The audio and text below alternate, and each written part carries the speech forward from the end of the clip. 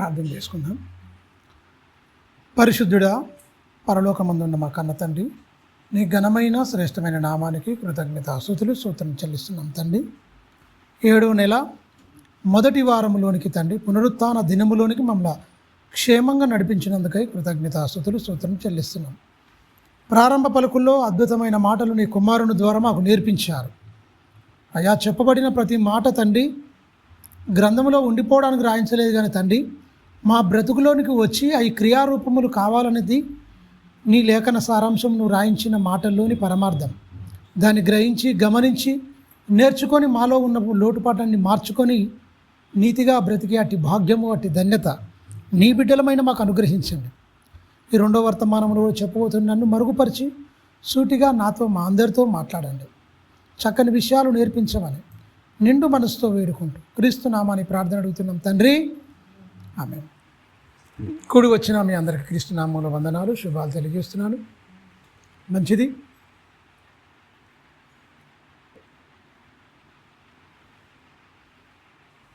బైబిల్లో ఒక 3 సార్లు మాత్రమే క్రైస్తవుడు అని రాయబడ్డది. 3 సందర్భాలు. ఫస్ట్ అంత్యోక్యలో ఉన్నవారు మొట్టమొదట శిష్యులు క్రైస్తవులు అనబడిరి. అలాగనే మరి అపోస్తుడైన పౌలు గారు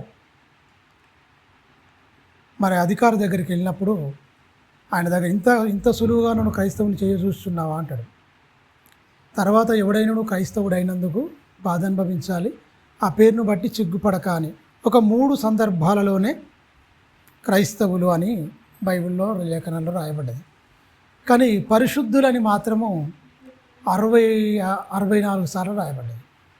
పరిశుద్ధులు అని 64 సార్లు రాయబడ్డది. క్రైస్తవులని ఒప్పుకుంటారు కానీ క్రైస్తవులు పరిశుద్ధులని మాత్రం ఎక్కడ చెప్పుకోరు. బాధాకరం అదే. నువ్వు చెప్పుకోకపోయినా ఎదుటివాడు గుర్తించాలి. బైబిల్లో కొన్ని సందర్భాలు చూద్దాం మనం. అసలు పరిశుద్ధులుగా వాళ్ళు ఎలా గుర్తించారు, సమాజం గుర్తించుకునేటట్టుగా వాళ్ళు ఏం చేశారు అన్నది మనం ఆలోచిద్దాం. కొరింథీయులకు రాసిన మొదటి పత్రిక చూడండి.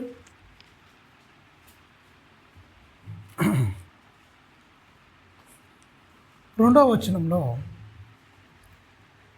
కొరింథీయులకు రాసిన మొదటి పత్రిక 2వ వచనం 3వ వచనం, మొదటి నుంచి 2 వచనాలు చూడండి.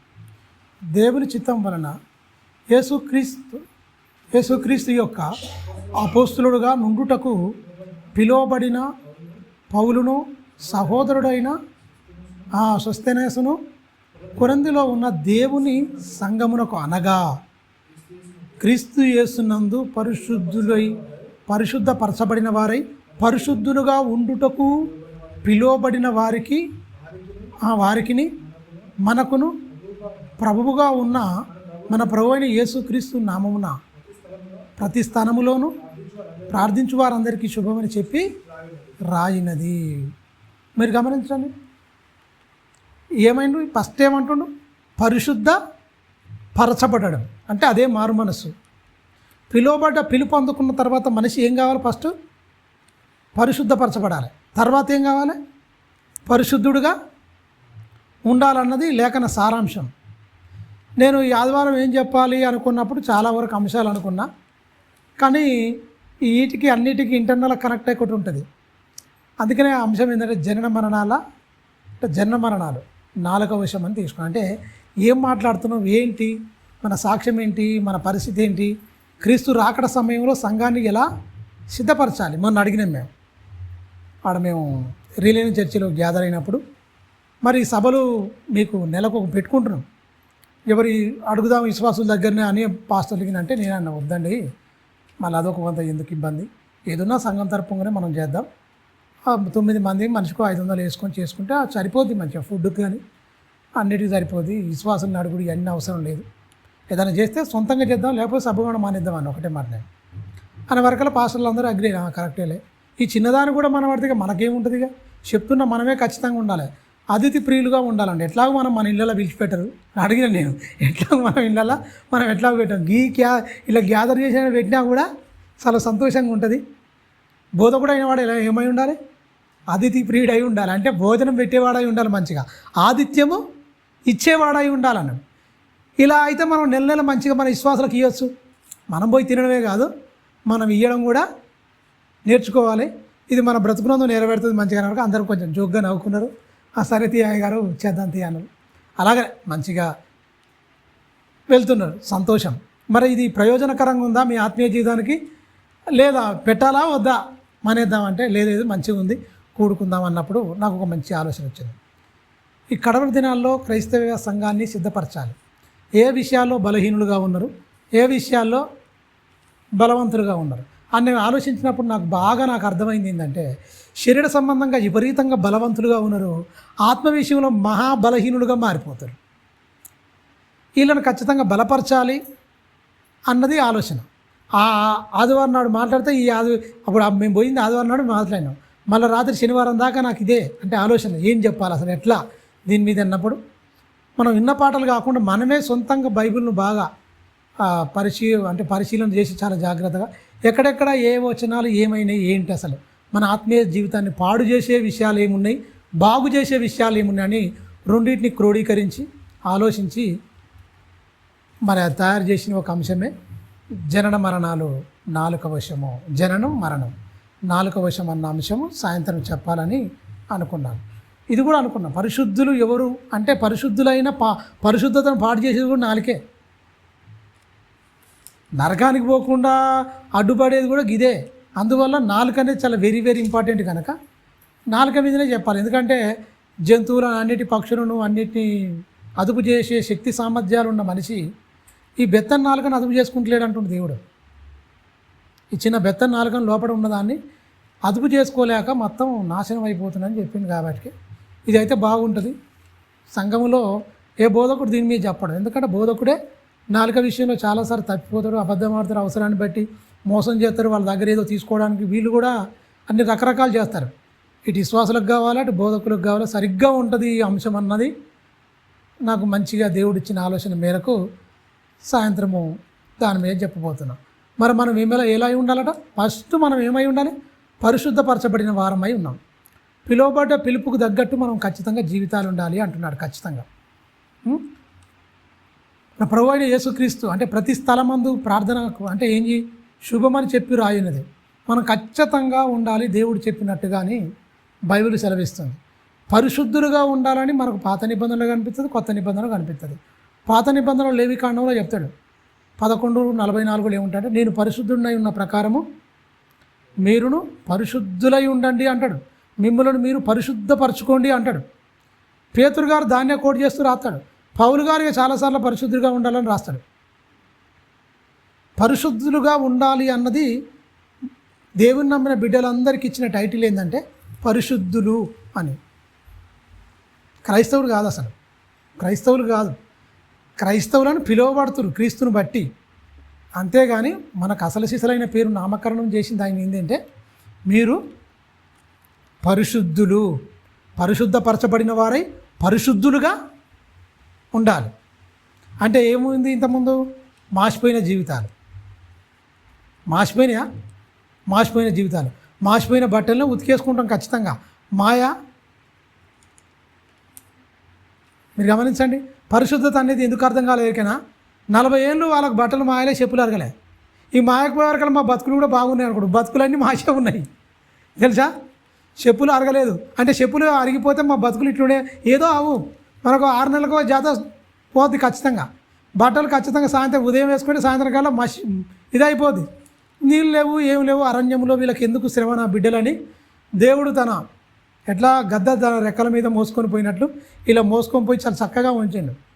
కానీ దేవుడు అంటే ఏంటో, దేవుడి పరిశుద్ధత అంటే ఏంటో, దేవుని ప్రేమ అంటే ఏంటో, దేవుని కరుణాచ వాత్సల్యం అంటే ఏంటో మీరు గమనించండి. మారాను మధురంగా ఎలా మార్చాడు, బండలో నుంచి నీళ్ళు ఎలా రప్పించాడు, మంచిగా ఆకాశం నుంచి మన్నాను కురిపించి ఆయన ప్రేమను పంచాడు.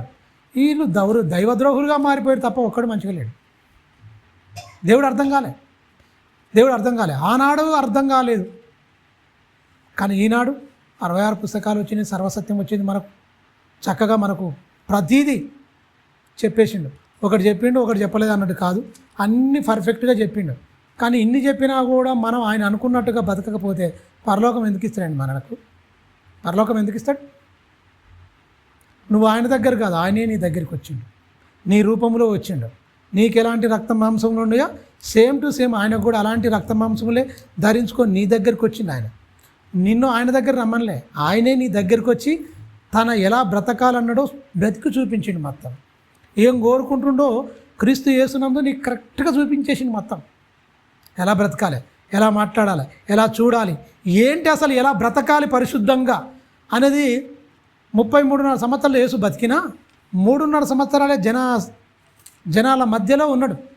తల్లిదండ్రులకు లోబడి ఉన్నది 30 ఏళ్ళ దాకా, 30 ఏళ్ళ దాకా. 30 ఏళ్ళకి ఆయన బాప్తిసం తీసుకుంటాడు. సమాజంలో ఉన్నది ఆయన 3.5 సంవత్సరాలు.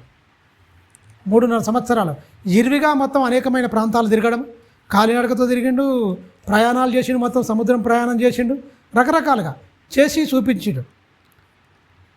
మనలాంటి రక్త మాంసములు ధరించుకొని ఆయనలోనికి ఎలాంటి చెడు ప్రభావం, ఎలాంటిది ఎవరి మాటలు ఇన్ఫ్లుయెన్స్ చేయలే, అంటే ఆయనను ప్రభావితం చేయలే. ఆయన మాటలతోనే అనేకులను ఏం చేసిండు, మొత్తం ప్రభావితం చేసిండు. కఠినమైన హృదయాలను కరిగించిండు. మొత్తం ఆయన దయగల మాటలతోని అనేకులను కరిగించిండు. పరిశుద్ధుడు, పవిత్రుడు అని ఆయన వెళ్ళిపోయినాక చెప్పారు. ఉన్నప్పుడు ఆయన చెప్పుకుండు, నాలో పాపం ఉందని మీలో ఎవడైనా స్థాపించగలడా? ఎక్కడుండి చెప్తుండు? ఆత్మగా ఉండి కాదు, మనలాంటి మట్టి దేహంలోనే ఉండి పాపుల మధ్యనే జీవిస్తూ పాపాన్ని అంటించుకోకుండా పాపుల మధ్య పలికిన మాట అది. పరిశుద్ధుల మధ్య, పాపుల మధ్య, భయంకరంగా ఉన్నవారి మధ్య ఈ మాట చెప్పిందంటే ఒక్కడు కూడా ఆయన యందు పాపం ఉందని చూడలేదు, కనుగొనలేదు. ఆశ్చర్యపోయారు. అలా బ్రతకడానికే ఆయన బ్రతికి చూపించింది. మనొక ఆయన యేసుక్రీస్తు ఎందుకు వచ్చిందంటే మనుషుల పాపాలు చేయడానికే. అందుకనే యేసుక్రీస్తు రక్తము దేవుని రక్తము, మనిషి రక్తం కాదంటుండే ఒక ఆయన. మనిషి రక్తమా దేవుని రక్తమా? అసలు దేవునికి రక్తం ఉంటుందా? ఈ బుర్ర తక్కువలకు రక్త మాంసములు దేవుని రాజ్యమునకు ప్రవేశించనేరు, స్వతంత్రించుకున్నాడు. అసలు దేవునికి రక్తం ఎందుకు ఉంటుందండి? దేవుడు నిరాకారుడు, సర్వము వ్యాపకుడు, సర్వవ్యాపకుడు. ఆయన ఆత్మ, ఆత్మకు రక్తము మాంసం ఉంటుందా? ఉంటుందా? దాన్ని ఏం కూడా చెప్తుడు మనోడు అంటే, దేవుడు తన స్వరక్తం ఇచ్చి సంపాదించిన రక్తం. అపోస్తల కార్యం ఉంది కదా, 20వ అధ్యాయం 28 వచ్చిన దాన్ని బేస్ చేసుకొని మాట్లాడుతాను. దానికి అది కూడా అర్థం కాలే. స్వరక్తం అంటే అర్థం ఏంటి? ఎడ్ల మేకల యొక్క రక్తం కాదురా. ఇంతకుముందు ప్రధాన యాజకుడు ఎడ్ల యొక్కయు, మేకల యొక్కయు, పొట్టేళ్ళ యొక్కయు ఏదో రక్తం తీసుకొని పోయి చేసేది సంవత్సరానికి ఒకసారి. ఈయన మాత్రం మెల్కిసెదెకు క్రమంలో చేరినవాడుగా, అందరికి సరిపోయినవాడుగా, ప్రధాన యాజకుడిగా తన సొంత రక్తం తీసుకొని అతి పరిశుద్ధమైన స్థలం అంటే పరలోకానికి వెళ్ళిపోయిండు అన్నది దాని మీనింగ్, దానికి అర్థం తెలియకుండా ఏదేదో బోధిస్తుండు. యేసుక్రీస్తు రక్తం ఇచ్చి కొనడానికి కాదు, నువ్వు ఎలా బ్రతకాలో చూపించడానికి కూడా, రక్తమాంసంలో ఉండి పాపం చేయకుండా ఎలా బ్రతకొచ్చో చూపించడానికి కూడా, పాపం మీద పని మీదనే కాదు, నువ్వు ఎలా బ్రతకాలో బ్రతికి చూపించడానికి వచ్చిండు. చెప్పడమే కాదు, బ్రతికి చూపించిన మహనీయుడు. ఎలా బతికిండు? పరిశుద్ధుడుగా. ఎలా బతికిండు? పవిత్రుడుగా. ఎలా బతికి? నిర్దోషిగా, నిష్కలంకుడుగా, ఎలాంటి కలంకం లేనివాడుగా క్రీస్తు బ్రతికి చూపించాడు. అందుకనే ప్రపంచ మానవాళికి రోల్ మోడల్ ఎవరయ్యా అంటే ఏకైక వ్యక్తి, శక్తి యేసుక్రీస్తే. ఆయనలాగా బ్రతికినోడు లేడు, ఆయనలాగా ఉన్నతమైన మాటలు ప్రపంచంలో చెప్పినోడు లేడు. అంత గొప్పగా చెప్పిండు. ప్రతి మాట అర్థమయ్యే రీతిగా, ప్రతి మనిషికి అర్థమయ్యే రీతిగా ఎలా బతకాలి, ఎలా ఉండాలో ప్రతిదీ చూపించిన వ్యక్తి. మీరు గమనించండి. అనగా క్రీస్తు యేసునందు పరిశుద్ధపరచబడిన వారే, పరిశుద్ధులుగా ఉండుటకు పిలువబడిన వారందరికీ మన ప్రభువుగా ఉండుటకును ప్రభు అయిన యేసుక్రీస్తు నామమును ప్రతి స్థలములోనూ ప్రార్థన చేయు వారందరికీ శుభమని చెప్పి రాయినది. మన తండ్రి అయిన దేవుని నుండి, మన ప్రభు అయిన యేసుక్రీస్తు నుండి కృపయు సమాధానమును మీకు కలుగునుగాక. కృపా సమాధానములు మీకు ఇవ్వాలి అంటే అప్పుడు సమాధానం ఉందా? యేసుక్రీస్తు రాకమునుపు లేదు. వివాదంతో రగిలిపోయిరు మొత్తం. పరిశుద్ధత ఉందా? లేదు. ఎలా బతకాలో తెలియదు. పాపం చేస్తున్నారు, బలి అర్పిస్తున్నారు, ఇదే పరిశుద్ధతకు భ్రమలో ఉన్నారు. అలా భ్రమలను తొలగించడానికి యేసుక్రీస్తు బ్రతికి చూపించిన వాడిగా మనకు అనిపిస్తాడు. రోమపత్రికలో చక్కని మాట ఉంది. 8వ అధ్యాయంలో 26, 27 వచనాలు చూడండి. రోమపత్రిక 26, 27. అటువలనే ఆత్మయు మన బలహీనతలను చూసి సహాయం చేయుచున్నాడు. ఎలయనగా మనము యుక్తముగా ఎలా ప్రార్థన చేయవలనో మనకాడ తెలియదు గనుక ఉచ్చరింప సఖ్యము కాని మూలుగులతో ఆ ఆత్మ తానే మన పక్షమున విజ్ఞాపన చేయుచున్నాడు. 27. మరియు హృదయములను పరిశోధించువాడును ఆత్మ యొక్క మనసు ఏదో ఎరుగును. ఎలయనగా ఆయన దేవుని చిత్త ప్రకారము పరిశుద్ధుల కొరకు విజ్ఞాపన చేయుచున్నాడు. ఏం చెప్తాడు? దేవుని చిత్త ప్రకారము పరిశుద్ధుల కొరకు ఆయన విజ్ఞాపన. ఆయన అంటే ఎవరు అనుకుంటారు మీరు? ఇక్కడ పరిశుద్ధాత్ముడు పైన ఉన్నది కదా, సహాయం ఉచ్చరింప సఖ్యం కాని మూలుగులతో ఆత్మ తానే మన పక్షమున విజ్ఞాపన చేయుచున్నాడు అని చెప్తున్నా. అంటే ఎవరు చెప్తున్నారు? పరిశుద్ధాత్ముడు విజ్ఞాపన చేస్తుండు.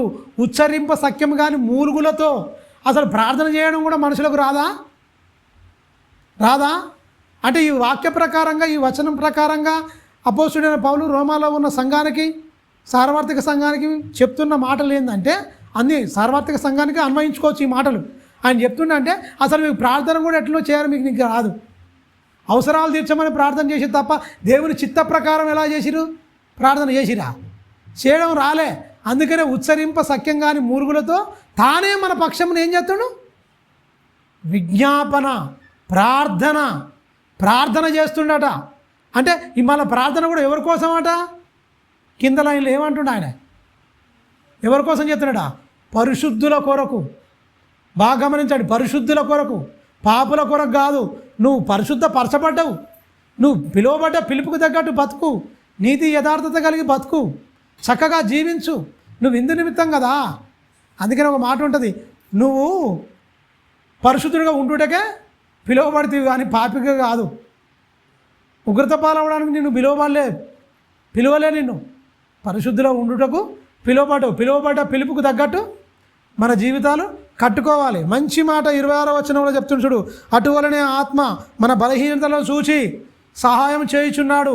ఏలయనగా మనము యుక్తముగా ఎలాగూ ప్రార్థన చేయవలనో మనకడ తెలియదు కానీ ఉచ్చరింప సఖ్యం కాని మూలుగులతో ఆ ఆత్మ తానే మన పక్షమున విజ్ఞాపన చేయుచున్నాడు. మరియు మన హృదయములను పరిశోధించువాడు. హృదయాలను ఏం చెప్తుంది? ఆత్మ హృదయంలోకి వచ్చి పరిశోధిస్తూ నువ్వు ఎలా ఉన్నావు, నువ్వేం మాట్లాడుతున్నావు, నువ్వేం చెప్తున్నావు, ఇన్ని ఉన్నాయండి. పరిశోధిస్తుంది. మనం అబద్ధం అవటం ఆత్మకు తెలియదా? మనం మోసం చేస్తున్నామో తెలియదా? మన హృదయంలో ఎలా ఆలోచిస్తున్నామో తెలియదా? అది మనిషికి తెలియకుండా, చెడు మనిషికి నేను ఏమనుకుంటున్నా తెలియకుండొచ్చు, నువ్వేమనుకుంటున్నావు నాకు తెలియకుండొచ్చు, నేనేమనుకుంటా నీకు తెలియకుండొచ్చు. మనం అందరం ఏమనుకుంటాం ఎవరికి తెలుసు? ఎవరికి తెలుసు అండి? దేవునికి తెలుసండి. అందుకనే బైబిల్లో ఒక మాట, మోసపోకుడి దేవుడు ఎక్కిరింపబడకు. ఎందుకు మిమ్మల్ని మీరు మోసం చేసుకుంటారు? అబ్బా జరసేపు కాగానే పరిశుద్ధుడిగా ఉండి మీరు ఏదో మాట్లాడి మరి తర్వాత పోయి మీరు లోకంలో బతికే దేవునికి తెలియదా? నువ్వు పండుకుంటుట, లేచుట, కూర్చుంటుట మొత్తం నాకు తెలుసు అని ఒక్క మాట దిమ్మ తిరిగి మాట ఏమంటారికైనా, నీ తలంపు పుట్టక మునిపే అది నీ నాలుకకు పూర్తిగా రాకమునిపే నాకు తెలుసురా అన్నాడు. ఒక్కటే మాట. చచ్చిపోవాలి ఆ మాట వింటే మనిషి. నీ తలంపు పుట్టక మునిపే అది పూర్తిగా నీ నాలుకకు రాకమునిపే నాకు తెలుసు నీ మాటలు ఏం మాట్లాడుతావు, నీ వేషం ఏందో, నీ కథ ఏందో అన్నాడు. ఏమనుకుంటారు అసలు? ఇలాంటి దేవుని దగ్గరకు వచ్చినావు, నువ్వు పోయి ఆడబెట్టి ఏదో కూకుమంటే కూక్కుని లెమ్మంటే లేచే దేవుడు కాదు. ఈయన రమ్మంటే వచ్చే దేవుడు కాదు. నీతోనే ఉండి నిన్ను సరిచేసేటోడు, నిన్నే దైవంగా మార్చే దేవుడు, నువ్వే దైవం కావాలి. లోకంలో ఎవ్వరు చెప్పలే నమ్ముకున్న విశ్వాసాల్లో, నేను తండ్రిని మీరు నా పిల్లలని. తెలుసా?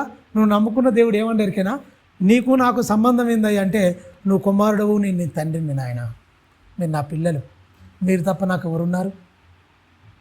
మీరు నా పిల్లలు, మీరు మారకపోతే నేను ఏడుస్తా, ఏడ్చిండండి తెలుసా? ఇర్మియా గ్రంథంలో ఏడుస్తాడు ఆయన. మీరు నా మాట విననులేకపోయిరు కనుక మీ గర్వమును బట్టి నేను చాటుగా ఏడ్చేదను. ఒరే దౌర్భాగ్యులారా, మిమ్మల్ని బట్టి నేను ఏడుతున్నా అని ఏ దేవుడు చెప్పలే సుమా. నిన్ను కన్న తండ్రి నీకు చెప్తుడు, ఆకాశమా ఆలకించుము, భూమి చెవియగ్గుము, నేను పిల్లలను పెంచి గొప్పవారిని చేసిన వీళ్ళు ఏం చేసిర్రు? నా గుండెల మీద దండరు వీళ్ళు. నిజం. నొప్పి లేచిందంటే ఏంది? గుండెల మీద దండరు దౌర్భాగ్యులు. మానవ నరజాతి మంచిది కాదు తెలుసా? అన్నం పెట్టిన చెయ్యినే నరుకుతుంది, రొమ్మిచ్చిన పాలన ఆ రొమ్మును తెగ నరికే జాతి తెలుసా? అలాంటి జాతిని సాధు చేయడానికి, మార్చుకోవడానికి ఎన్నో అవకాశాలు ఇస్తూనే ఉన్నాడు. సంవత్సరం నువ్వు కష్టపడి తెచ్చుకుంటున్నావా? రోజు నువ్వు కష్టపడి తెచ్చుకుంటున్నావా? నెల నువ్వు కష్టపడి తెచ్చుకుంటున్నావా? జూలై మాసం వచ్చింది అంటే నువ్వేమైనా కష్టపడ్డావా? దీనికోసం ఆయన కష్టం ఉంది. ఈ సృష్టి తిరిగే దీని వెనకమరలో మొత్తం ఆయన కష్టం ఉంది, ఆయన శ్రమ ఉంది, ఆయన ప్రేమ ఉంది, ఆయన కరుణ ఉంది, ఆయన వాత్సల్యం ఉంది. నువ్వు జీవించుట్లో, నువ్వు బతుకుట్లో ఆయన ప్రేమ ఉంది. నీ గొప్పతనం ఏమి లేదు తెలుసా? అలాంటి గొప్ప దేవుణ్ణి, అలాంటి గొప్ప తండ్రిని లోకం మీద ఎవడు ప్రేమించడారా? బాహ్య సభ తల్లిదండ్రులు అయినా ఒకసారి కాకపోతే ఒకసారి ఇబ్బంది పెడతారు పిల్లలను, లేకపోతే పిల్లలు తల్లిదండ్రులను ఇబ్బంది పెడతారు. ఆ తండ్రిని నేను ఇబ్బంది పెట్టేవాడు కాదు. నీ మార్పు కోసం తరాల నుంచి యుగాలు కొన్ని ఎప్పటి నుంచో ఎదురు చూస్తున్నాడు. మొత్తం జగతి పునాది వేయబడక ముదిపోయినట్టు ఎదురు చూపులు నువ్వు రావడానికి యుగాలు ఎదురు చూసుకుంటూ వచ్చిండు. వచ్చేం ఉద్ధరించినవయ్యా?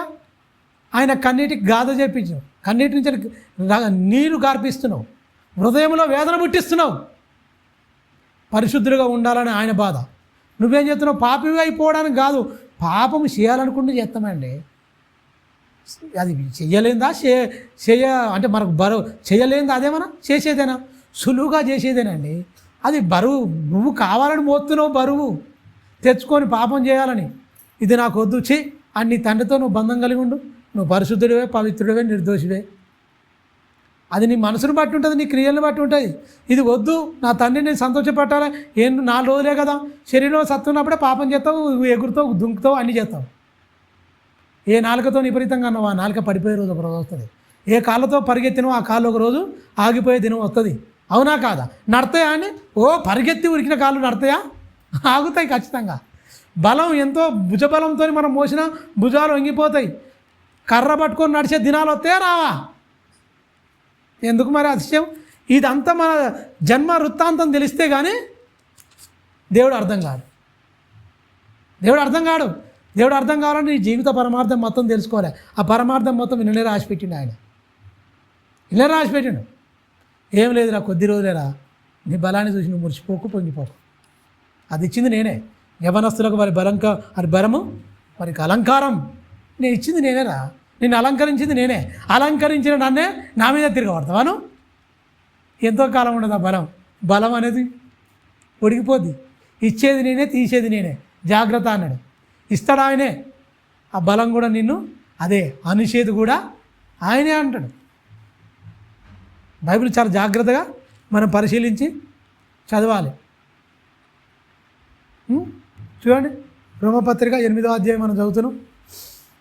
8వ అధ్యాయం 27వ వచనం, 26వ వచనం. అటువలనే ఆత్మయు మన బలహీనతలను చూచి సహాయం చేయుచున్నాడు. ఏలయనగా మనం యుక్తముగా ఎలాగో ప్రార్థన చేయవలనో మనం తెలియదు కానీ ఉచ్చరింప సఖ్యము కాని మూలుగులతో ఆ ఆత్మ తానే మన పక్షముగా విజ్ఞాపన చేయుచున్నాడు.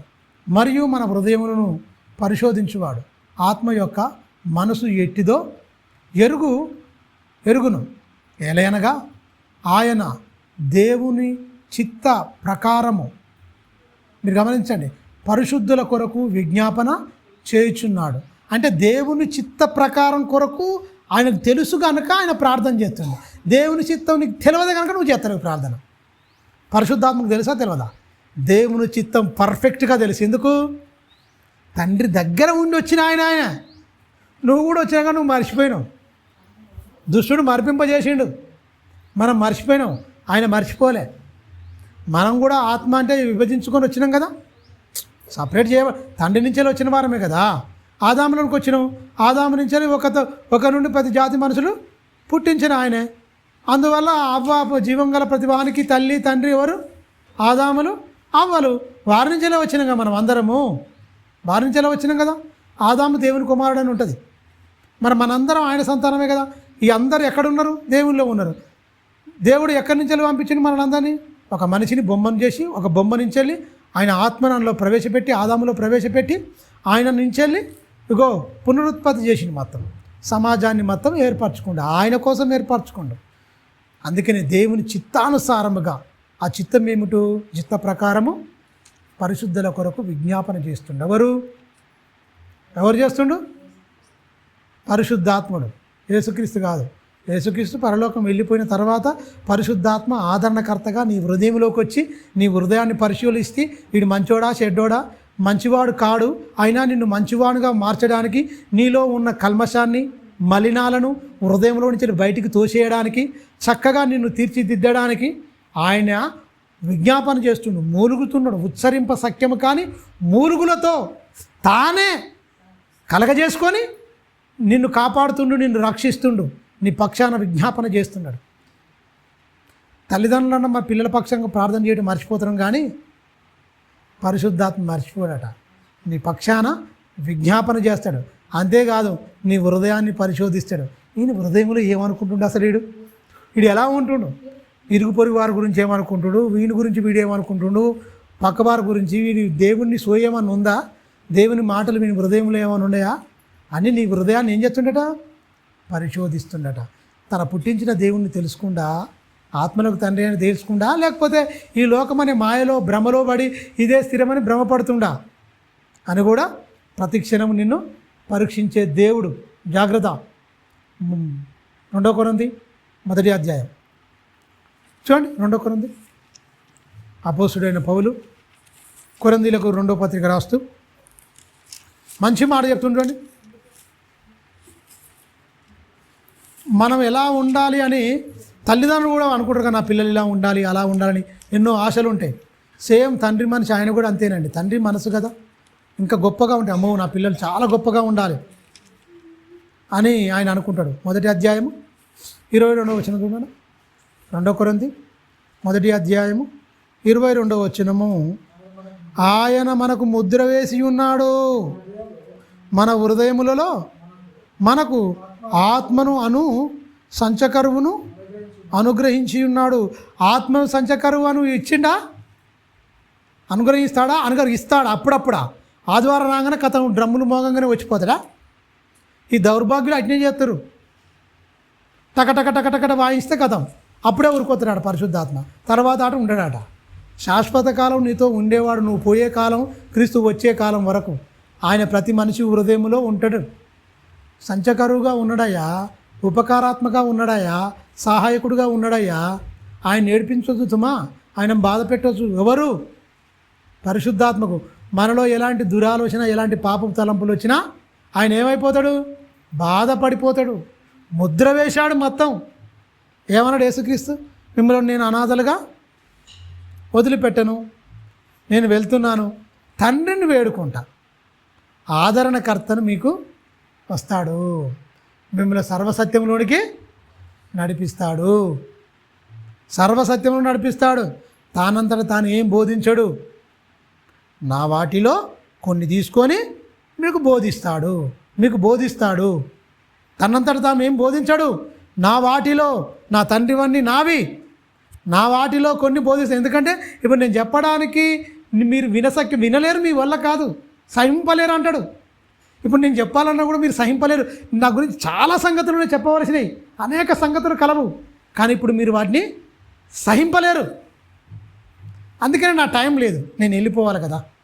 అందువల్ల ఆదరణకర్తని నేను పంపిస్తాను. తానంతట తాను ఏం బోధించాడు. నా వాటిలో కొన్ని తీసుకొని మీకు బోధిస్తాడు అన్నాడు. ఎలా వచ్చిందట? ఆయనే యేసుక్రీస్తు ఆకారం ధరించుకొని వచ్చిండు. పరిశుద్ధాత్మ. మరి ఆకారం ధరించుకోవాలంటే 100 ఏళ్ళలో ఏమో ఉండాలి, అంతే 100, 20 అట్టట ఉండాలి. ఇప్పుడైతే అంత కూడా లేదు ఆయుష్కాలం. అందుకనే ఆయన ఆకారం ఇవ్వకుండా పంపింది, ఆత్మగా పంపింది. ఎన్ని వేల సంవత్సరాలు అయినా అలా ఉండిపోతాడు ఆయన.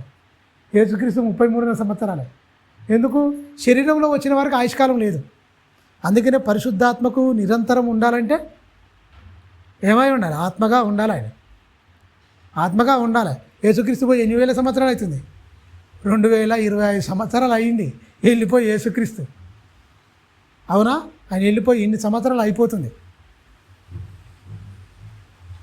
మీరు గమనించండి. 2000 సంవత్సరాలు 33 దియ్యాలు కాబట్టి మీరు గమనించండి. ఒక 2000 యావరేజ్గా వేసుకోండి. ఎన్ని సంవత్సరాలు అయినా ఆయన వచ్చిండు. ఆయన పోగానే ఈయన వచ్చిండు. పరిశుద్ధాత్ముడు వచ్చిండు. ఉండి ఏం చేస్తుండు? ముద్రగానట. ముద్ర ఎక్కడ? పచ్చబొట్టు వేసుకుంటే సచ్చిదాకపోదు. ముద్ర. ఏదైనా గాయమైందనుకో, కాలిందో ఏదో అయిందనుకోండి, పోదు, అలా ఉండిపోద్ది. ఆయన ఎక్కడ? నీ హృదయంలోకి వస్తాడు. మారు మనసు అనే గుర్తింపుకండి. పుట్టినే కాదు, పరిశుద్ధాత్ముడు వస్తే నీ మారు మనసు ఇంత తెలిసిపోద్ది. అది లేదని కూడా చెప్పేయచ్చు మనం. ఉందా లేదా అని చెప్పేయచ్చు. తెలుసా? అది ఉంటే మన జీవితం వేరే ఉంటుంది, అది లేకపోతే మన జీవితం వేరే ఉంటుంది. పరిశుద్ధాత్మ ఉంటే మనలో దయ ఉంటుంది, ప్రేమ ఉంటుంది, ఎదుటివాని గురించి ఏదైనా చేయాలని ఒక ఆలోచన ఉంటుంది. ఆ ప్రేమ అది అంతా వేరే ఉంటుందని డిఫరెంట్ ఉంటుంది. కానీ పరిశుద్ధాత్మ లేకపోతే మాత్రం వేరే ఉంటుంది కథ, క్యారెక్టర్. సాయంత్రం వింటారు దాని గురించి. చూడండి ఒకసారి.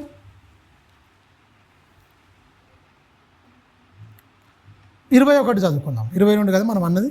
21 మీతో కూడా క్రీస్తునందు నిలిచినట్లుగా మమ్మును సిద్ధపరిచి.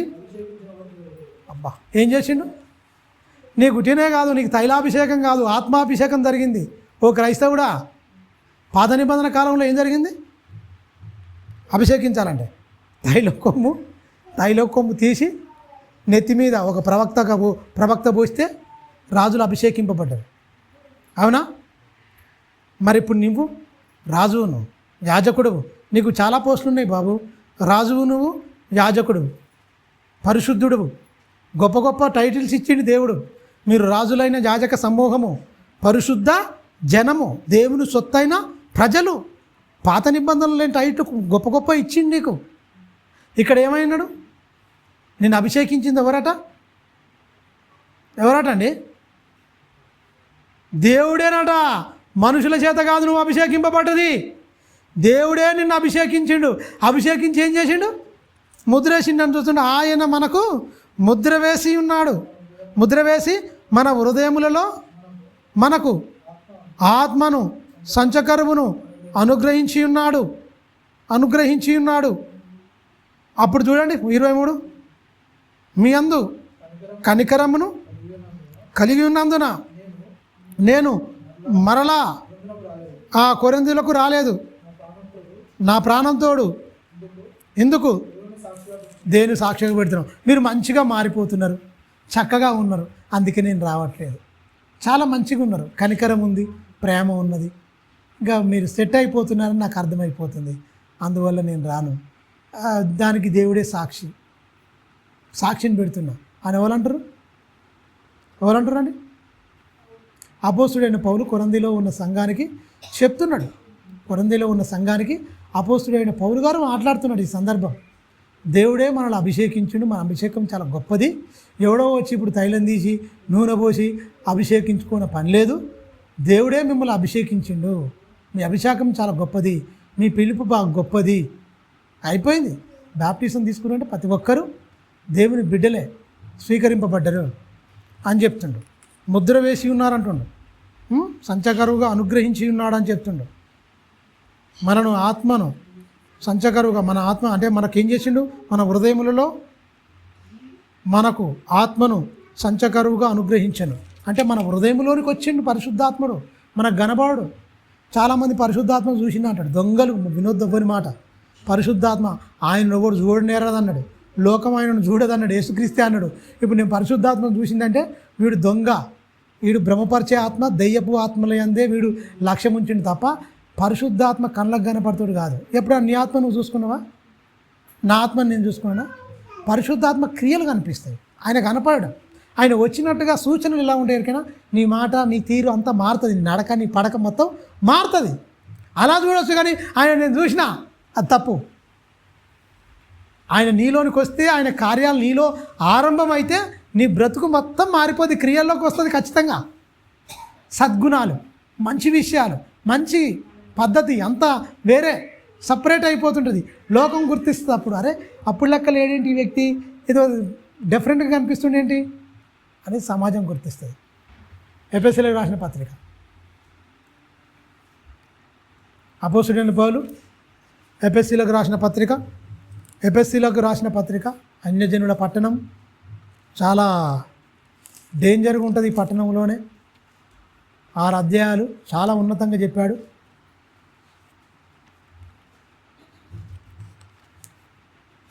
చూడండి, 1వ అధ్యాయం చెప్తున్నాడు ఆయన.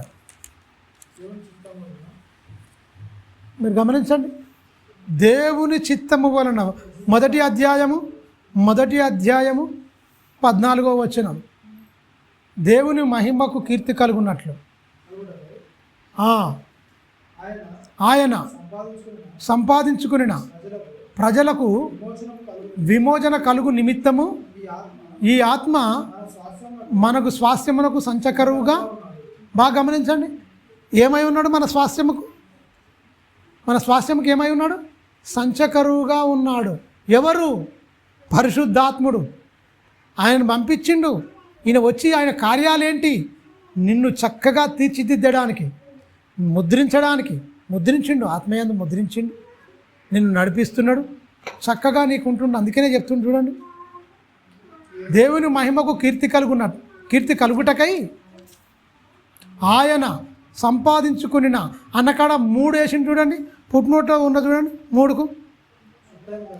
సొత్తైన ప్రజలు. నువ్వు ఎవరు సొత్తు? నేను ఎవరు సొత్తు? నువ్వు ఎవరు సొత్తు? మీ రక్త సంబంధికుల సొత్తా, లోకపు సొత్తా?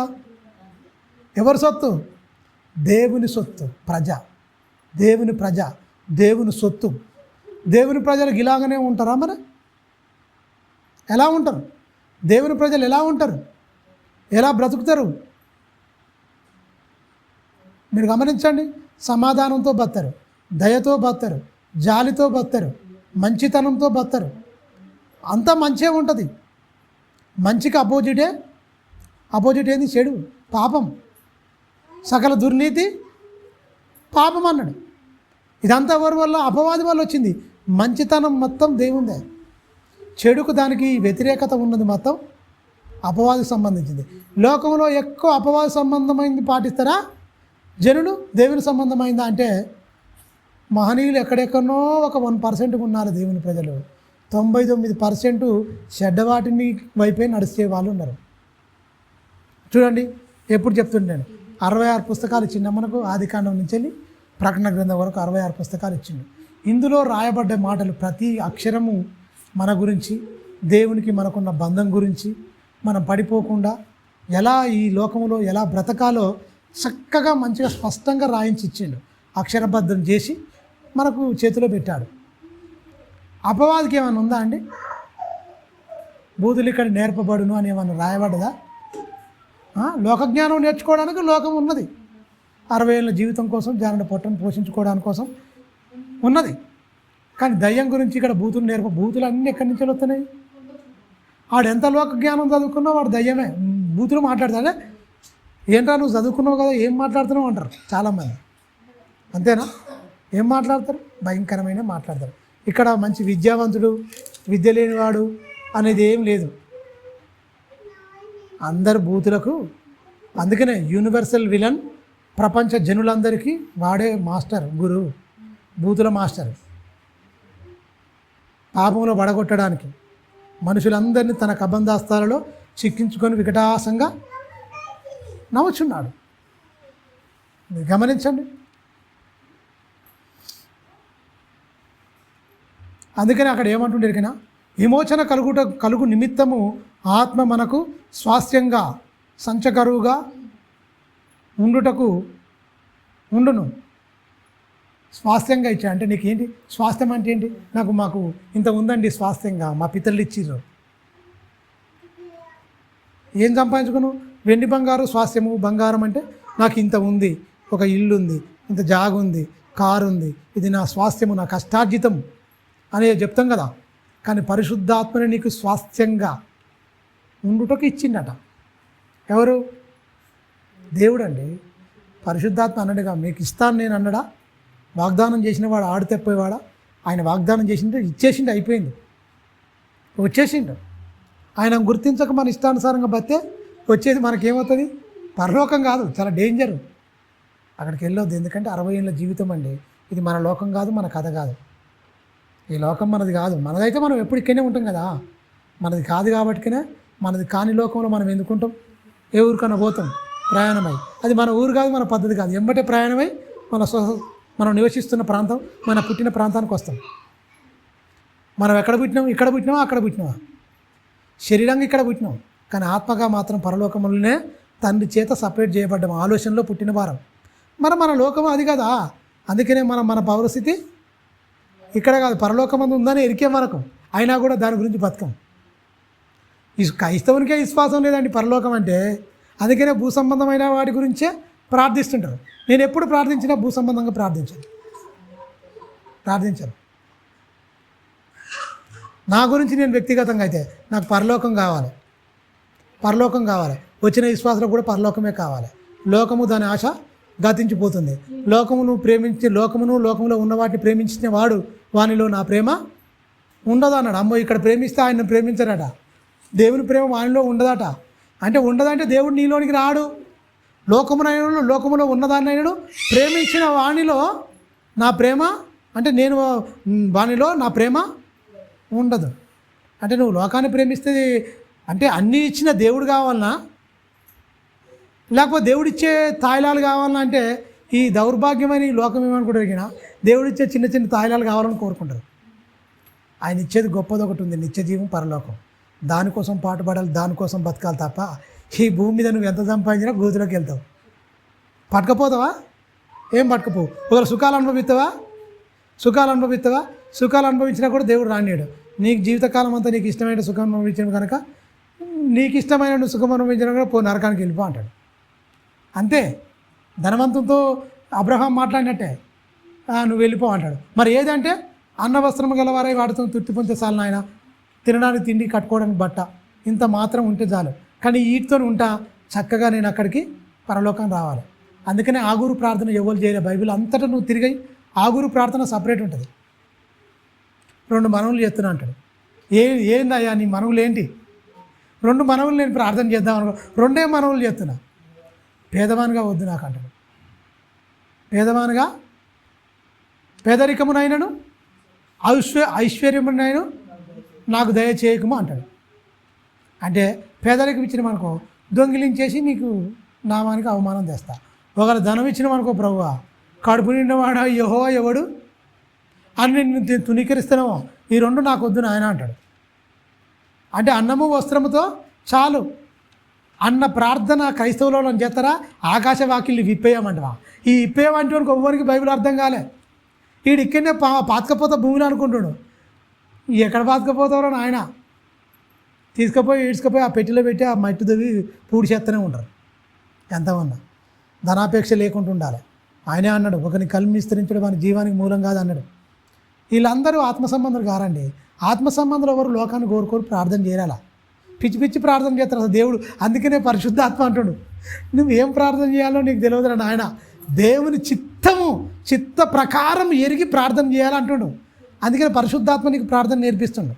అంటే నువ్వు పరిశుద్ధంగా ఉంటే ఆ పరిశుద్ధుల కొరకే నేను విజ్ఞాపన చేస్తున్నా అన్నాడు. మళ్ళీ అక్కడ ఒక లింక్ పెట్టిండు, అందరి కోసంగా కొందరి కోసం ఆ ప్రార్థన ప్రభు అంటే అందరి కోసం కాదు, నేను పరిశుద్ధుల కొరకే నేను ప్రార్థన చేస్తాను, విజ్ఞాపన చేస్తా. చూడండి బైబిల్ చాలా చక్కగా మాట్లాడతాడు. మీరు గమనించండి, ముద్ర వేసిండట మంచిగా మనకు ఉండాలనుకుండాట. ఈ ఏతు చేత అంటాడు చూడు, ఈ ఏతు చేత ప్రభు అని యేసుక్రీస్తుని అందలి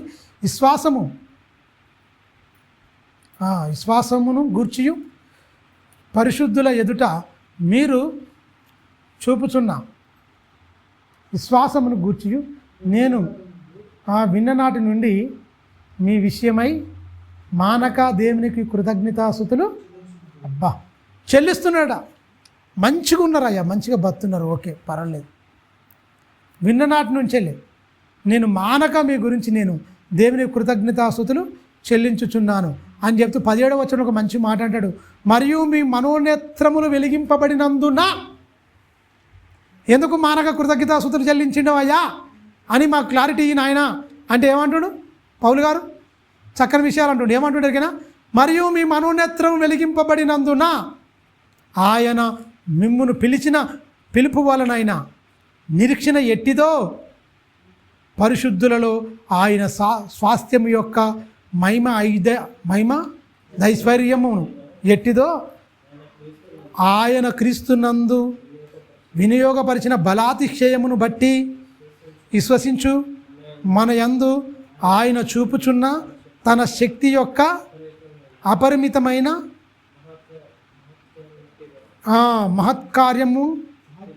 మహత్యం ఎట్టిదో మీరు తెలుసుకొనవలనని మన ప్రభువైన యేసుక్రీస్తు యొక్క దేవుడైన మహిమా స్వరూపియగు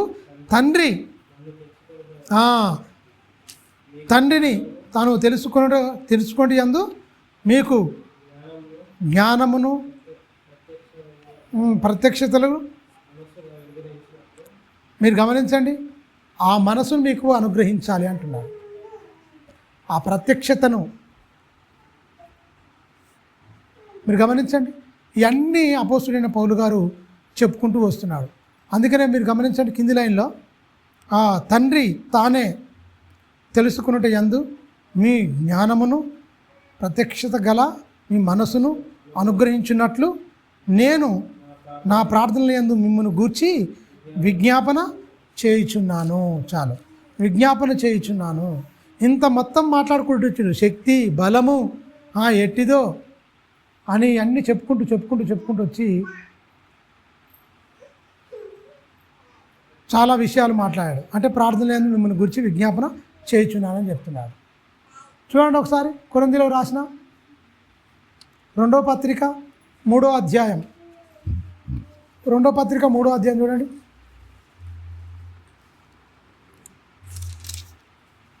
రెండో కొరింథీ ముగించుకుందాం. కొరింథీయులకు రాసిన 2వ పత్రిక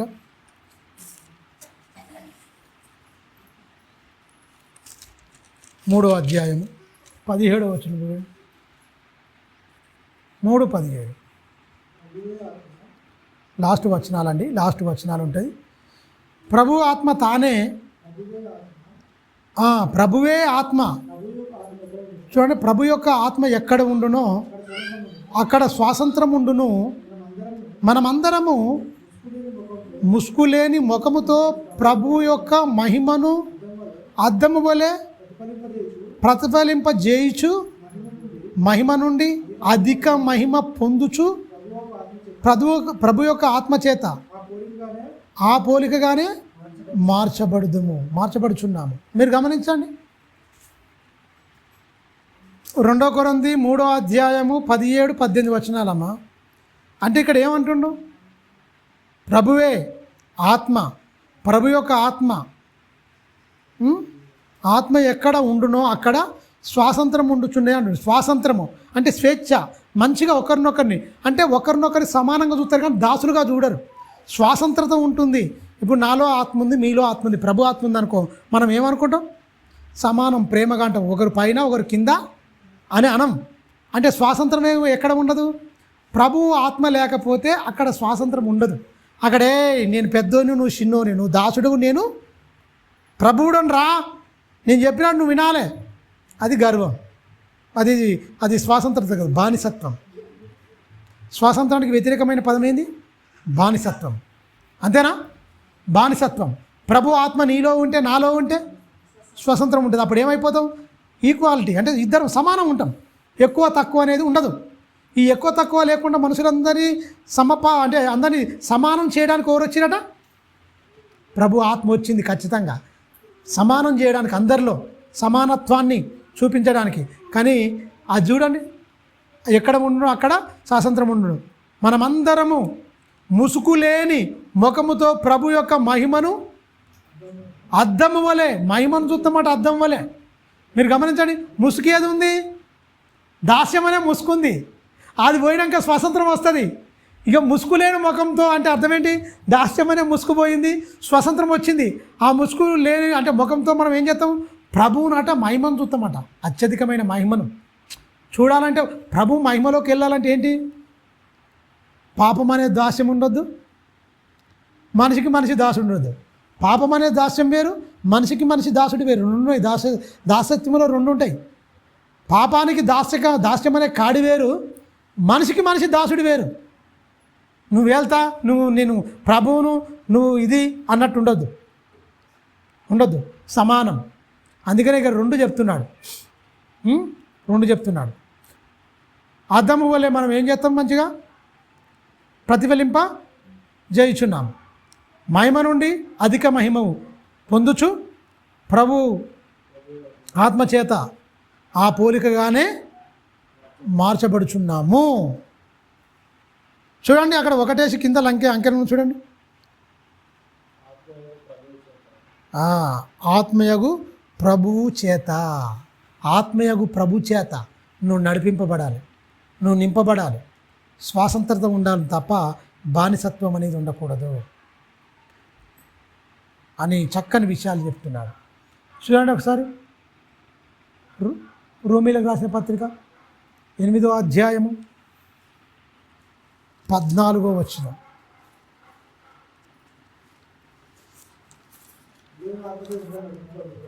చాలా మంచి మాట ఉంది చూడండి, ఉన్నతమైన మాట. అపోస్తుడు పౌలు రోమాలో చెప్తూ 8:14 చదువునాను. దేవుని ఆత్మచేత, మీరు గమనించండి, ఎందరూ నడిపింపబడుదురో వారందరూ దేవుని కుమారులై ఉందురు అంటుండ్రు. 14 చదువుతుండగా 12వ వచనం నుంచి చదువుకుందాం. కాబట్టి సహోదరులారా, శరీరానుసారముగా ప్రవర్తించుటకు మనము శరీరముకు రుణస్థులము కాము. మీరు శరీరానుసారముగా ప్రవర్తించిన ఎడల చావలసిన వారై ఉందురు. అంటే శరీరానుసారంగా ప్రవర్తన అంటే ఏంటి? వాడిని నేను దాసుడిగా చేయాలి, నాదే నెగ్గాలి. శరీరానుసారమైన మనసు ఏంటి? ఒక మనిషిని ఎదుగకుండా వాడిని తొక్కేసి నేను పైకి రావాలి, దోసుకోవాలి, దాచుకోవాలి. శరీరానుసారమైన మనసు ఓర్వలేనిదన్నమాట, భ్రష్టమైనది, శరీరానుసారమైనది, మంచి మనసు కాదు. దాన్నే చెప్తుండు, ప్రవర్తించిన ఎడల మీరు చావవలసిన వారై ఉండగా ఉందురు. కానీ ఆత్మచేత శరీరక్రియలను ఏం చేయాలట? చంపాలట. ఆ గర్వము, నేను అనే అహము అన్నీ పోతాయి. చంపిన వారై, చంపిన ఎడల జీవించెదరు. దేవుని ఆత్మచేత ఎందరూ నడిపింపబడుదురో వారందరూ దేవుని కుమారులై ఉందురు. ఎలయనగా మరలా భయపడుటకు మీరు దాస్యపు ఆత్మను పొందలేదు, కానీ దేవుడు యేసుక్రీస్తునిచ్చిండు, బలి అర్పించిండు నీ పాపాలకు. నిన్ను సర్వసత్యం నడిపించడానికి పరిశుద్ధాత్మను కూడా నీకు దత్తత చేసిండు. ఇంకేమి ఇవ్వాలి నీకు? పాపం కోసం యేసుక్రీస్తును బలిగా అర్పించిండు. నిన్ను సత్యంలో నుంచి సర్వసత్యం నడిపించడానికి పరిశుద్ధాత్మను కూడా నీకు దత్తత చేసిండు. దత్తత అంటే అర్థం ఏంటి? దత్తత అంటే తెలుసు కదా, ఏం చేసినట్టు? ఒక పిల్లలు లేని వాళ్ళు దత్తత చేసుకునేట్టు అర్థం ఏంటి? వాళ్ళ దావదాస్తి మొత్తం ఆయనకి ఆ పిల్లగాని మీద రాస్తారు. పిల్లగాని మీదనో దత్తత, మా పిల్లగాడు, మా వంశము, మాది మొత్తం గోత్రము అన్నీ ఉంటాయిగా లోకంలో. మామూలుగా చెప్తున్నారు జనరల్గా. దత్తత తీసుకున్నారంటే వీళ్ళ ఆస్తిలో మొత్తం అంతా టోటల్ రాస్తారుగా, నా వంశాంకుడు, నా రక్తం, నా పిల్లలు, నా వంశం నువ్వు మొయ్యాలి. మరి నువ్వు ఎవరిని దత్తత చేసుకున్నాను? దత్తత ఇచ్చేసింది మొత్తం. ఆయనలో పరిశుద్ధాత్మ యేసుక్రీస్తు రక్తంతో కొనుక్కుండు. ఆయన మొత్తం కొనుక్కొని ఇంకేం చేసిండు? మొత్తం తన ఆత్మనే ఏం చేసిండు? పరిశుద్ధాత్మతో నీకు దత్తత ఇచ్చేసిండు. మొత్తం దత్తత అంటే నువ్వేమై ఉండాలి? వాళ్ళు ఎలా పరిశుద్ధుడిగా క్రీస్తు ఎలా బతికిండో ఆ రక్తములో కడగబడ్డ నీవు అమూల్యమైన రక్తం ద్వారా పాపము నుంచి వెళ్ళి విమోచింపబడిన నీవు ఎలా ఉండాలి? ఆ దైవికమైన కుటుంబంగా వర్ధిల్లాలి. ఆ ముగ్గురు ఎలా ఉన్నారు? పరిశుద్ధాత్ముడు, తండ్రి అయిన దేవుడు, యేసుక్రీస్తు పరిశుద్ధులుగా ఉన్నారు. యేసుక్రీస్తు కనీసం శరీరంలోకి వచ్చాయని ఎప్పుడైనా పాపం చేసిండా? అసలు పాపం ఆలోచనలు ఉన్నాయా? ఆయన ఏ కపటం లేదు, దూషింపబడి బదులు, అది వాళ్ళ క్యారెక్టర్. మరి ఆయన రక్తంలో కడుక్కున్న తర్వాత, ఆయన సొత్తుగా చేసుకొని ఆయన ప్రజగా స్వీకరించిన తర్వాత ఇంకోటి ఏం చేసిండు, అలా చేసి యేసుక్రీస్తు పోయిండు, చేసిపోయి అంత మాత్రమే కాదు, మీరు దాస్యపాత్మ మిమ్మల్ని ఖచ్చితంగా మళ్ళీ పాపం అనే దాస్యంలోనికి మనిషి అనే ఒక ప్రభువు కింద దాసులుగా ఉండకుండా మీకు ఆదరణకర్త ఉపకారాత్మ ఆత్మనే మీకు దత్తత చేస్తున్నాం, మీకు మొత్తం స్వతంత్రులుగా ఉండడానికి. ఈ ఆత్మను ఏం చేసిండు దత్తత చేసిండు. దత్తపుత్రాత్మను మీరు ఏం చేసిరు, పొందినాక మళ్ళీ పాపంతో మళ్ళీ లోకంతో నీకేం పని, ఏం పని? ఎలా బతకాలో నీకు తెలియదు, ఎలా మాట్లాడో తెలియదు. మరి నీకు ఆయన దత్తత చేసినాక కూడా మరి ఆయనను ఏడిపిస్తున్నావు, బాధ పెడుతున్నావు అంటుండు మరి బైబిల్లో. ఆ దత్తత ఆయన వచ్చిన తర్వాత దత్తత తీసుకొని ఆ పిల్లగాన్ని విపరీతంగా కొట్టి విపరీతంగా ఇబ్బంది పెడితే ఏమంటారు చుట్టుపక్కల ఉన్నారు. అందుకే దేవుడు దీనికి పిల్లల్ని ఇవ్వలే. అందుకనే గుడ్డుపోతూ తెచ్చినోడిని కూడా సాదుకున్నోడిని కూడా రాసి రంకాన పెడుతుంది. ఏం మనిషి సాదుకోలేని దానివి ఇంత ఇట్లా కొట్టి సంపదానికి తెచ్చింది. సమాజం ఊరుకుంటుందా అండి? కోడే కూర్తుంది, మొత్తం లోకమంతా కోడే కూర్తుంది. ఆ రాకాశ ఇంకనైనా మారతలేదు, ఆ పోరను కూడా కొట్టి పెడతారు, వాళ్ళని ఇబ్బంది పెడతారు అంటారా అన్నారు. అలాగనే పరిశుద్ధాత్మను ఏడిపిస్తున్నవాడు చూడండి. ఒకసారి ముగించుకుందాం. చూడండి 4వ అధ్యాయం 32వ వచనం.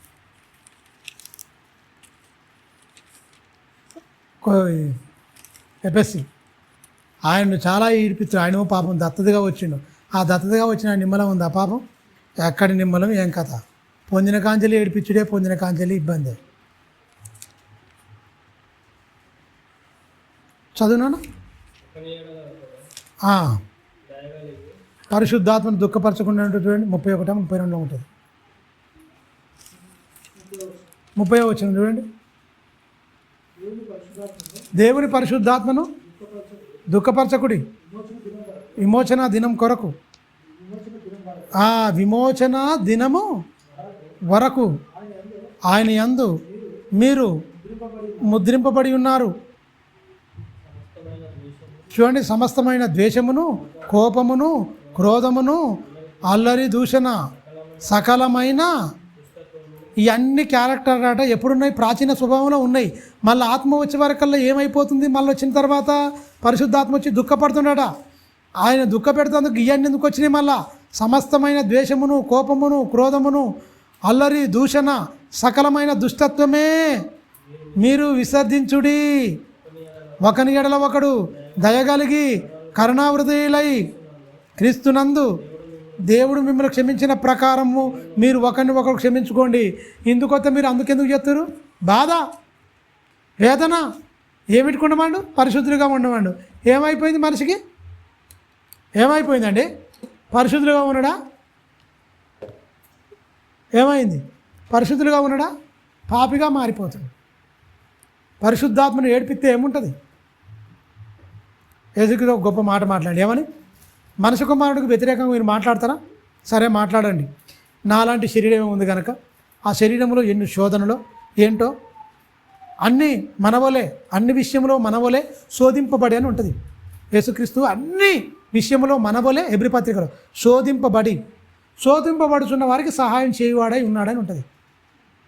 అంటే బలహీనులం మనం ప్రేమిస్తున్నాడు. అరే నాకు తెలుసురా, నేను అన్నిటి విషయంలో జయించిన, నేను జయం పొందిన, అందుకే బలహీనులైన మీకు సహాయం చేస్తున్నాను. నేను క్షమిస్తారా? నాకు తెలుసు.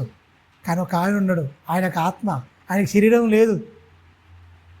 మనిషి కుమారుడు విరోధంగా మాట్లాడితే పాపక్షమాపణ ఇస్తా నేను. కానీ ఒక ఆయన ఉన్నాడు పరిశుద్ధాత్మ, ఆయనకు వ్యతిరేకంగా బతికినా మాట్లాడినా ఈ యుగమందు అయినను రాబోయే యుగమందు అయినను క్షమాపణ లేదని యేసు అన్నాడు. ఆ దుష్టుడు బిరుగ పట్టుకున్నాడు. క్షమాపణ లేని పాపాలు క్రైస్తవులతో చేయబడుతున్నాయి, చేపిస్తున్నాడు. పరిశుద్ధులైనారు, అమ్మో సంఘానికి వెళ్తున్నారు. నేను ఎక్కడ దెబ్బ కొట్టాలో అక్కడ దెబ్బ కొడతా. నేనున్న స్థలంలో మిమ్మల్ని తీసుకుపోవాలని ప్రయత్నం చేస్తుంటే క్రీస్తు ఎందుకు వచ్చాడో నాకు తెలియలేదు. ఎందుకంటే భూత వర్తమానం నాకు తెలియదు. అప్పుడు ఏం జరగాలో నాకు అప్పుడే తెలుసు, భవిష్యత్తు తెలియదు దయ్యానికి. అందువల్ల ఏసు చచ్చిపోతే బాగుండు అనుకుంది. చచ్చిపోతే విమోచన వస్తుంది, అందరూ విడిపింపబడతారు, మంచిగా పాపం అనే కాడి నుంచి వెళ్ళి మంచిగా స్వతంత్రులు అయిపోతారు. గొప్పదన్న సంగతి అపవాది తెలియదు. చచ్చిపోతే బాగుంటుందని అనుకున్నాడు. కానీ చనిపోయిన తర్వాత, విమోచింపబడిన తర్వాత, ఆ మరణపు ముళ్ళును ఎలా విరిచిండో ప్రపంచానికి మొత్తం బహిర్గతమైన తర్వాత అబ్బా ఇదే ఇట్లా ఉందా అనుకొని మనుషులందరినీ పరిశుద్ధాత్మకు వ్యతిరేకంగా పాపం చేయడానికి, అంటే పాప క్షమాపణ, క్రీస్తు రక్తము కూడా విమోచింపలేని పాపం, అదే పరిశుద్ధాత్మకు వ్యతిరేకమైన పాపం, అదే బూతులు, అదే తీటుకులు అయ్యేగా, అది క్షమాపణ లేని పాపం. క్రీస్తు రక్తం కూడా గడగని పాపం తెలుసా. ఆ పాపాన్ని చేపిస్తూ ప్రతి ఒక్కరి నరకానికి పాత్రలు చేస్తుంది. ఈ లెక్క ప్రకారంగా మనం సాయంత్రం ఆలోచిద్దాం. ఎంతమంది క్రైస్తవులు పరలోకం వెళ్తారు, ఎంతమందిలో పరిశుద్ధత ఉంది, ఎంతమంది దేవుడు అనుకున్నట్టుగా బతురు. అది చెప్తున్న నేనైనా వింటున్న మీరైనా, దేవుడు చెప్తున్నాడు గొప్పోడేం కాదు, వింటున్న వాళ్ళే చిన్నోళ్ళేం కాదు, ఆయన దృష్టిలో అందరూ ఇదే. అందువల్ల ఇచ్చిన నీకు చెప్తున్న నీవు కరెక్ట్ బతుకవు. వాళ్ళు మారతారా మారకపోతారా వాళ్ళది, అంటే ఎవరి క్రియల ఫలం వాళ్ళ ఎమ్మటే వస్తుంది. నా క్రియల ఫలం నాతోనే ఉంటుంది, మీ క్రియల ఫలం మీతోనే ఉంటుంది. ప్రార్థన చేసుకుందాం. పరిశుద్ధుడా, మహోన్నతుడా, గొప్ప తండ్రి, చక్కని విషయాలు మాకు బోధించారు. కొన్ని విషయాలు నీ పిల్లలతో మేము పంచుకున్నాం తండ్రి, పంచుకున్నాను నాయన. వినబడిన ప్రతి మాట మన హృదయములో నాటండి తండ్రి. నీ ఆత్మ సహాయం నీ బిడ్డలకు అనుగ్రహించండి. మేమందరం కలిసి పరిశుద్ధాత్మలోని ఆనందాన్ని, సంతోషాన్ని అనుభవించేటట్టుగా ఉండాలి తప్ప పరిశుద్ధాత్మను మేము దుఃఖపరిచే వారిగా ఉండకూడదు తండ్రి. నీ ఆత్మ చేత మమ్మల్ని నడిపించండి. మా శారీరక క్రియలను మేము చంపాలి నాయన. మేము మా శరీరానికి మేము రుణస్థులం కాము. ఆత్మచేత నాయన శరీర క్రియలను చంపితేనే ఆత్మానుసారమైన మనసు చాలా భయంకరమైంది. దాంతో నడవకుండా, ఆ శరీర సంబంధమైన ఆలోచనలు లేకుండా ఆత్మ సంబంధులుగా పరిపూర్ణమైన భక్తిలోనికి మమ్మల్ని నడిపించి, బలపరిచి, స్థిరపరిచి నీ మహిమ కొరకు నిలబెట్టుకోమని తండ్రి నిండు మనసుతో వేడుకుంటాం. కూర్చున్న ప్రతి బిడ్డ హృదయాల్లో నీ మాటలను తండ్రి ఫలింపచేయమని నిండు మనసుతో వేడుకుంటూ, మళ్ళీ మేమందరము కలుసుకొని నీ మాటలు వినేంత వరకు నీ పరిశుద్ధాత్మను తండ్రి మాకు సత్యంలో చెల్లి సర్వసత్యంలో నడిపించండి. నీ కాపుదలను మాకు అనుగ్రహించి బలపరిచి, స్థిరపరిచి నీ మహిమ కొరకు నీ బిడ్డలమైన మమ్మల్ని అందరినీ నిలబెట్టుకోమని నిండు మనసుతో వేడుకుంటూ, మరి సాయంత్రం జరగబోతున్న కూడికలో మీరు తోడుగా ఉండండి. భోజనాల విషయంలో తోడుగా ఉండండి. వంటల విషయం అన్నిటిలో మీరు తోడుగా ఉండండి. చక్కగా తండ్రి మరి మధ్యాహ్న కాలంలో అందరూ వారి చర్చిలు ముగించుకొని బిడ్డలందరూ వచ్చి చక్కగా వారికి ఇవ్వబడిన పని త్వరగా చేసుకొని నాయన మళ్ళీ మేమందరము ఆత్మీయ కలయికలో తండ్రి చక్కగా ముందు కొనసాగే భాగ్యాన్ని దయచేయమని నిండు మనసుతో వేడుకుంటాం.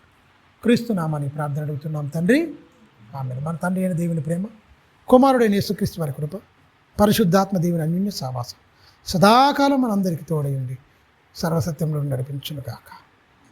ఆమేన్. ఆమేన్. అందరికీ ప్రభునామ వందనాలు. క్రీస్తులో శుభాలు.